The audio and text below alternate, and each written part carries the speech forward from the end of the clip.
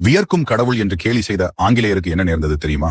திருச்செந்தூர் முருகன் திருவுருவம் எப்போதும் சூடாகவும் வியர்வையுடன் காணப்படும். இதற்கு காரணம் சூரபத்மனை வதம் செய்யும் கோபநிலை என பக்தர்கள் கூறுவர். 1803 திருநெல்வேலி கலெக்டராக இருந்த லூசிங்டன் திருச்செந்தூர் கோவிலுக்கு வந்தபோது முருகனுக்கு வெள்ளி விசிறியால் வீசும் உபசாரம் கண்டார். அதை பார்த்துக் கொண்டிருந்த லூசிங்டன், விசிறியை வைத்து வீசுகிறார்களே, உங்கள் கடவுளுக்கு வியர்க்குமோ என கேலி செய்தார்.